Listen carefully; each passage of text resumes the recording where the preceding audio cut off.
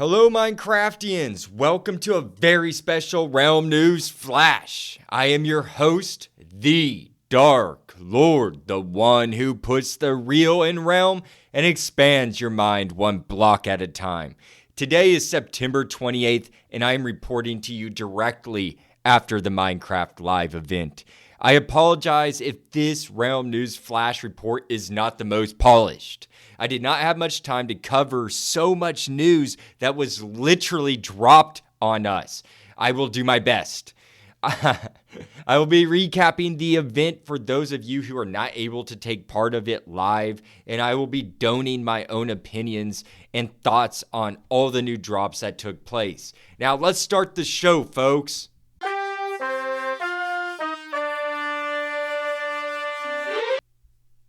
The Minecraft Live event officially started at 1 p.m. EDT, but 15 minutes prior to that, they gave us a pre-show that was called the Community Pre-Show. They introduced us to some major Minecraft streamers from around the world, such as Bobbycraft, Tiapany, Achristine, and many more.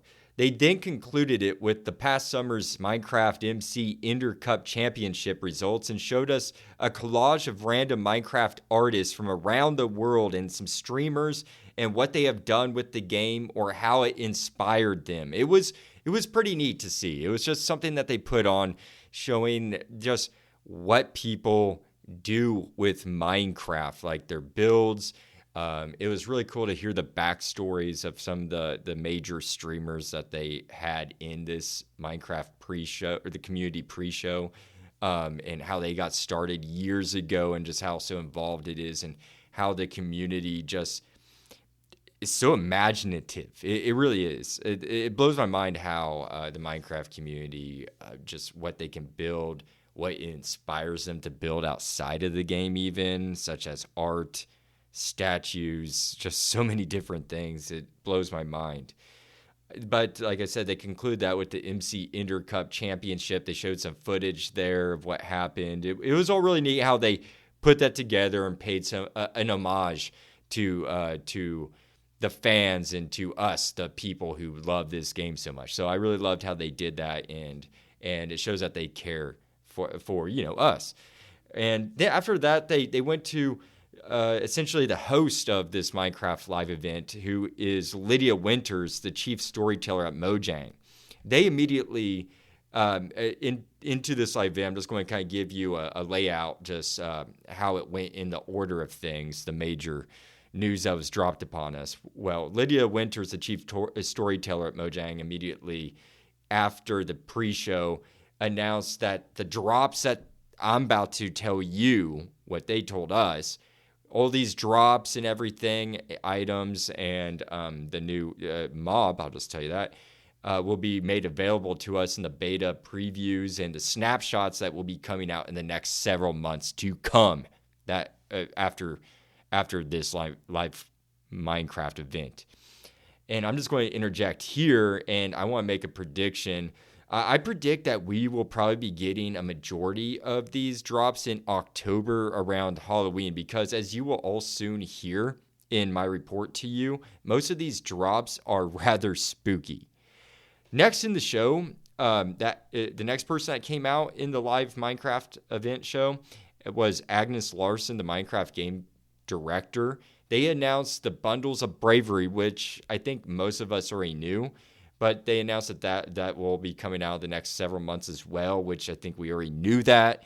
They did not explain anything that we did not already know, or I didn't hear anything that blew my socks off. There's not much to report on the bundles, honestly. I know that kind of that really kind of dismayed some people in the community. I saw on Twitter some people were upset that that wasn't really what they were anticipating. But there was a fun fact. Some of the developers, or from what they said, they discovered through the testing of the bundles and playing around with it throughout the years, because bundles have been in the making for 4 years, that the bundles should on average free up 8 more inventory slots for us. So when you use a bundle, on average, it should give you 8 more slots of so you can store items and other blocks there. So that's going to free up a lot. I think this will be an incredible advantage to when it comes to carrying items and resources around the overworld and interdimensionally in the game. I'm very excited for the bundles personally. However, like I said, many people are not. They believe that the bundles do not show 4 years worth of work and anticipation for this.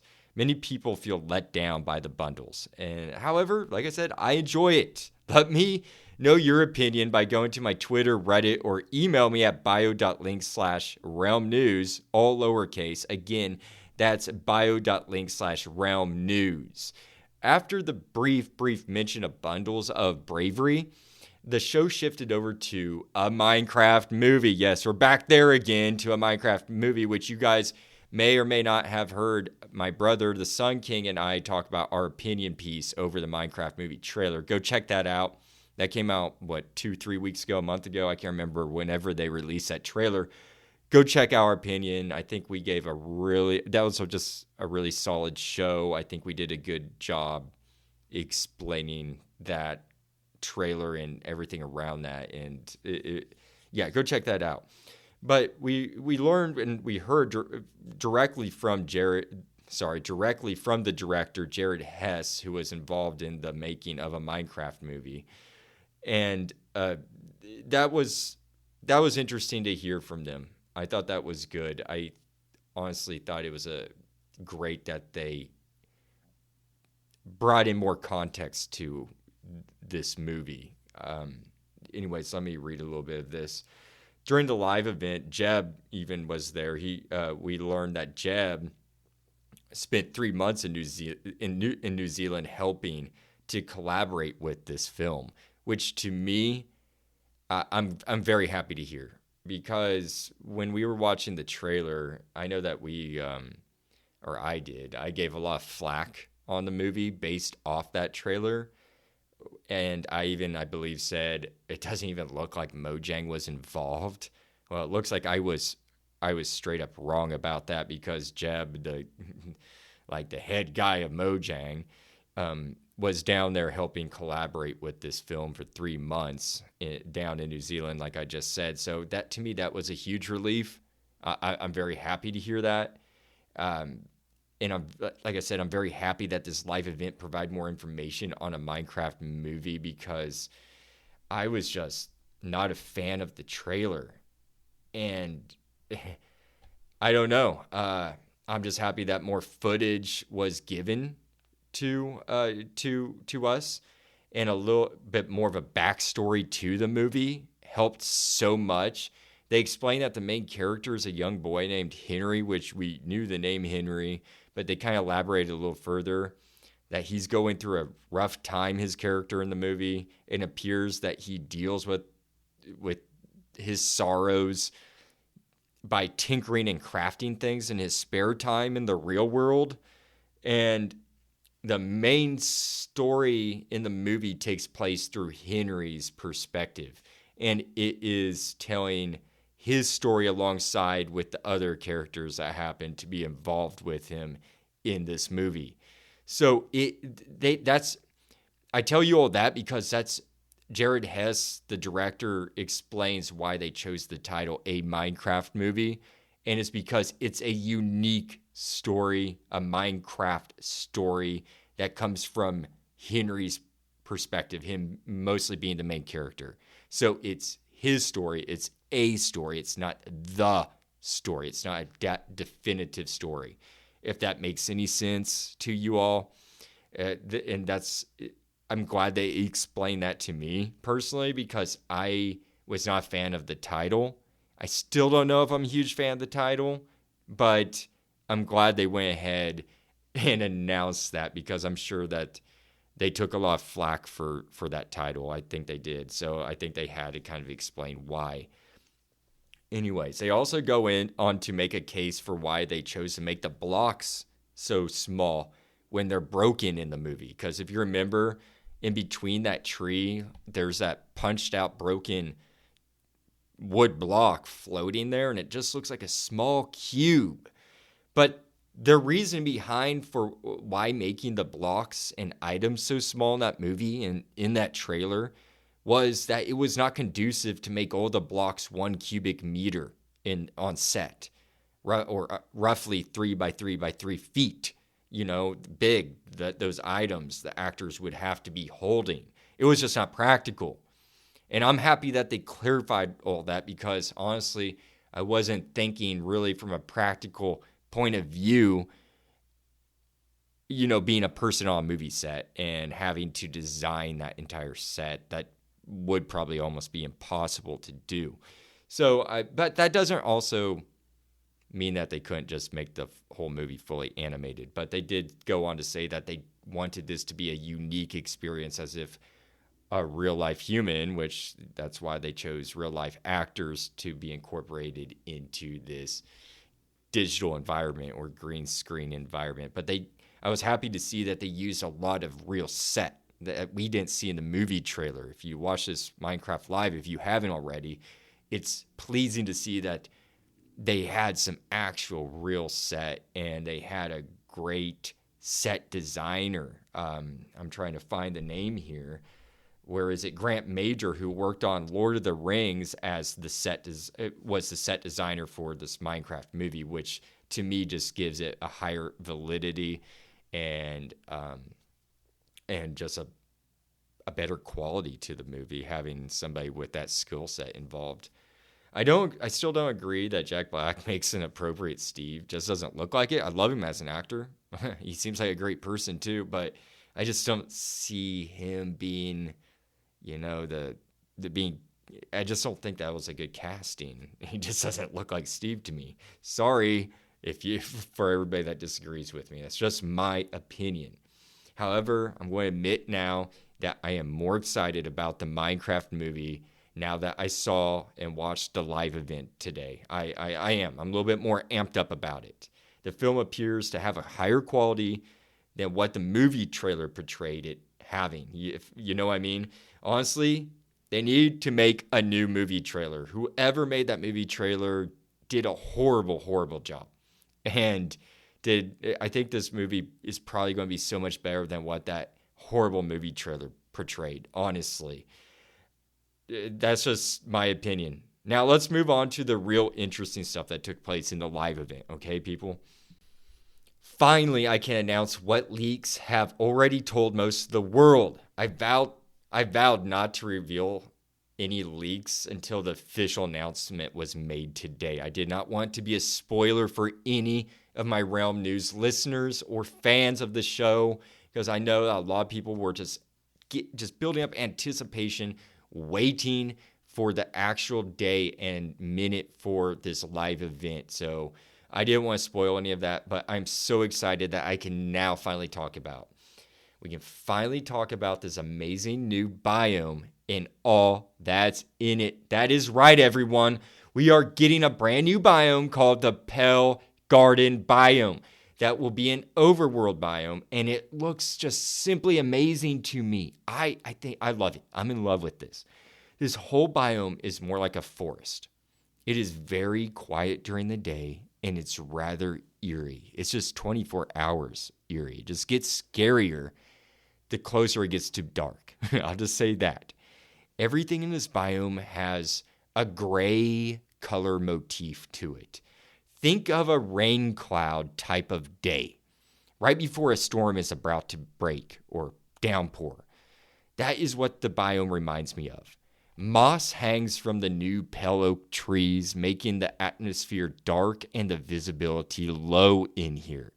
It resembles a Spanish moss, which is where the developers actually got their inspiration from, was from Spanish moss, this moss that hangs from these pale oak trees. And this moss is grayish. It's white like the trees that hangs from. And the moss allows us now to add new decor to our builds. I love it. I love it. We will now be able to make pale moss carpet. When I saw this, the developers were playing this out, guys.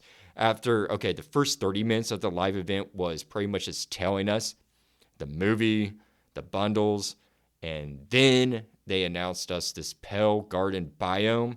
And then pretty much the last 30 minutes, actually the last 30 minutes of the show was watching Jeb and the other developers play this out in real life. And it was so cool because when they laid out this pale moss carpet, which is very unique.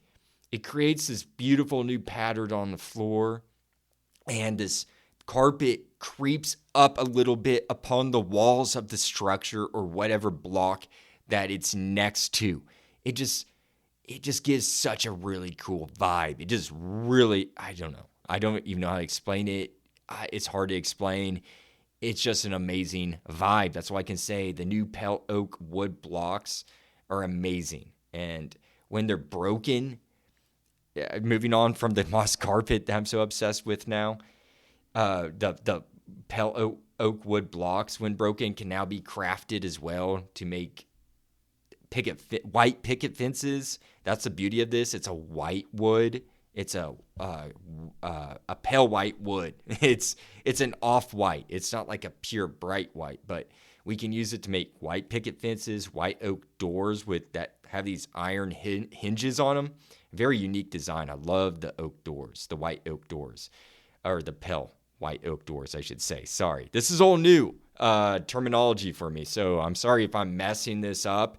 All brand new, guys, so I'm doing my best here, okay? So we can make the white oak doors, pale oak white slabs, and all the other shapes that you can make out wood, but it'll be this pale white color now. I cannot wait to see what players build with this new wood. But to me, the most exciting reveal in the Minecraft live event was the Creaking and the Creaking Heart block.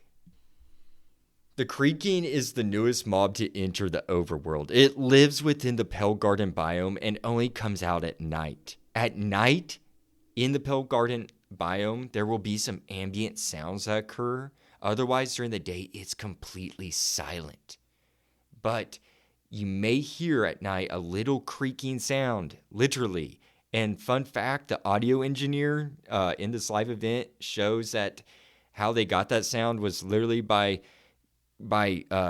dragging a chair on the floor surface of, I think, their apartment back and forth to produce it. I thought that was just neat. I love hearing how they get the sounds.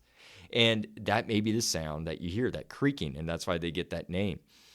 The Creaking, however, will silently approach you to attack. It attacks from hitting you, or that's what I saw in the gameplay. The Creaking is a unique mob. It is an asymmetrical ant-like being. Otherwise, it is a tree mob that is hostile towards you. It looks like it is made up of three logs stacked upon each other, but the third one is off to the right, and it is its head, which has 3 eyes. The 3 eyes are asymmetrical as well, going vertically up the face. It has no mouth, nose, or ears. It looks like it is standing on 2 branches for legs and has branches for arms. The creature has vines around it, kind of like a golem. It reminds me of that, how the vines are demonstrated around its body.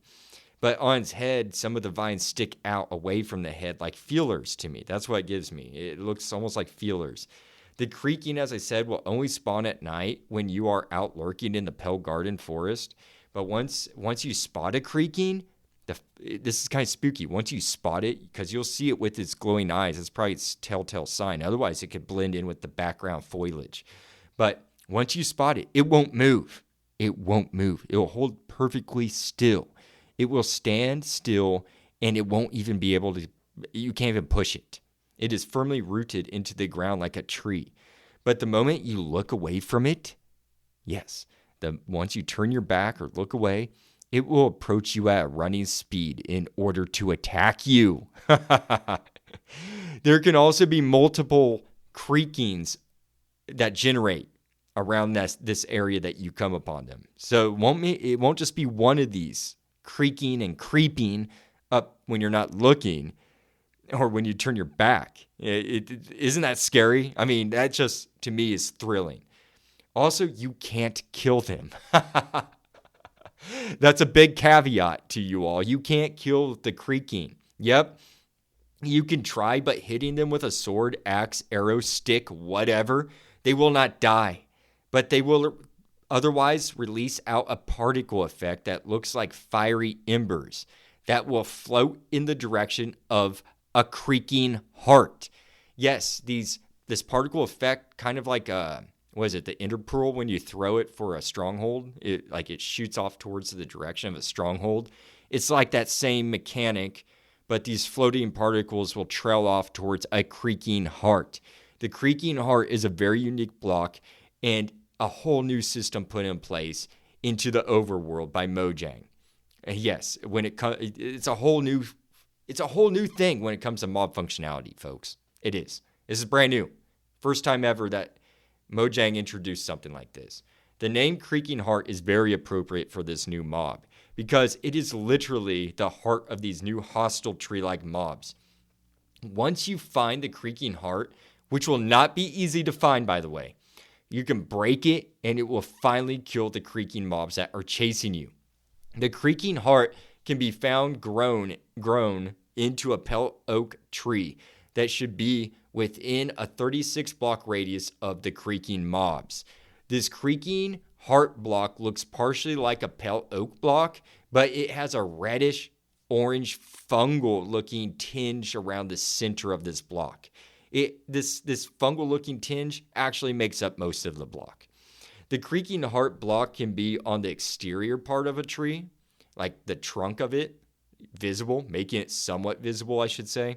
Or it may be in the interior of the tree, meaning that you may have to hack through tree trunks or the pale oak trunks and the branches in order to find and destroy the Creaking Heart. It won't be an easy feat. That's what I'm trying to say. It's going to be like finding a needle in a haystack in this pale garden biome. You have to destroy this in order for these creakings to disappear. Otherwise, they're just going to keep stalking you within that 36 block radius. And that's a big radius. And I'm already thinking that torching a whole forest with a flint and steel may be an actual useful thing to do in this biome. Pyros will be having a great time in the pale garden biome, I'm telling you. But if you do find the creaking, like if you hear it and you find the Creaking Heart, no, you won't hear the Creaking Heart, but once you see the creakings and you hear the creakings and you happen to find the Creaking Heart, I want to tell you that you could take this heart for yourself. If you just chop it with an axe without the Silk Touch, it will just disappear. But you can obtain it by using Silk Touch. The developers in the Minecraft Live event went ahead and showed us that you can then use the Creaking Heart as a defensive device around your fort by setting up pistons, levers, and I imagine you could probably incorporate some elaborate redstone technology. I'm sure we'll see a bunch of that from players out there once this is introduced. But once you have those together or set up in that way, that you can set up a defense around your fort or whatever base you have out there. The Creaking Heart has to be placed between two pale oak blocks in order for it to spawn creakings. With that functionality in mind, you would be able to grief opponents in player versus player and or, like I said, set up defenses outside your fort. Because if you use a piston to slide that heart in between two pale oak blocks, it will then activate that mechanic where creakings will generate, and those will silently, stealthily, attack people that may be coming into your base on player versus player. I think that'd be a really fun defense mechanism to do in that type setting. I think that would be really cool. Now, the Creaking Heart, I just want to go on to say, and they kept saying in this Minecraft Live video, is a puppet master. And the creaking itself is the puppet. To me, this gives a very hive mind feel, or some sort of alien parasite that is able to infect its host and control it. Now, I have a small, not well developed theory yet on this relationship between the Creaking Heart and the creaking. I believe the Creaking Heart is some sort of parasite or fungus that infects the pale garden oak trees. It then uses that tree to spawn creakings at night as a defense, and the heart controls them, obviously. That's just a small underdeveloped theory for you all to hear. I'm going to expand on that. In fact, I'm going to have probably at least a couple future episodes, like my full-length ones that come out on Realm News on Thursdays, just around the creakings.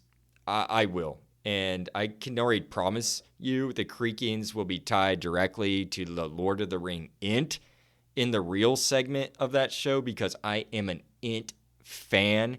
And that's why I love these Creakings so much. And I just absolutely love this new mechanic between that it has a heart elsewhere. It's not directly linked to the mob that's actually attacking you. I think that's an amazing concept. I would have never guessed that Mojang would have done something like that or thought of something like that. I think that was a surprise to many people. And I think that opens up a whole new world of possibilities for future drops in Minecraft with this mechanic of a block generating mobs, not like a spawner cage, you know what I mean, but an actual living block that has this symbiotic connection. I love it. I love that. And I just want to tell you my little theory on that symbiotic relationship, and I'm going to develop more of that. Let me know your theories. Let me know what you all think of the new Pale Garden, Biome, the Creaking Heart, Bundles of Bravery, a Minecraft movie that they presented in this live event, and all else that was covered today. I hope that I got you all relatively caught up on what has transpired during the Minecraft live event. I hope you enjoyed my opinions, my little theory. If you happen to have missed that live event, you can find it on YouTube and watch it there. I recommend you all doing so. Trust me, it is worth watching. I have already seen on Twitter that some people love this and some people hate it. And I would love to hear your opinion, as I said. Reach me at bio.link/realmnews, all undercase. And with that said, folks, I wish you all happy crafting and happy discussions over all the new drops that are soon to come to the overworld. The Dark Lord, signing out.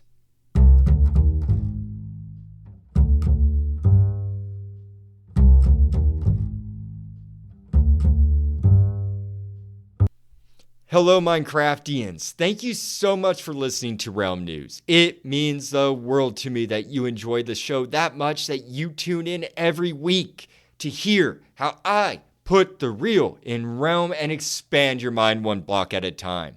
Well, if you really enjoy this podcast and want to express it further, then you can contribute by simply following the show by clicking that follow button, or write a review and rate the show, or do all three. I love the feedback, and that would help me get to my goal of 100 followers. You could even go a step further by making a monetary donation to support the show by going to bio.link/realmnews, all lowercase. Again, that's bio.link/realmnews, and click on the Ko-Fi button and buy me a coffee. You can donate as little as $1. All is appreciated, truly. And thank you all for listening to Realm News.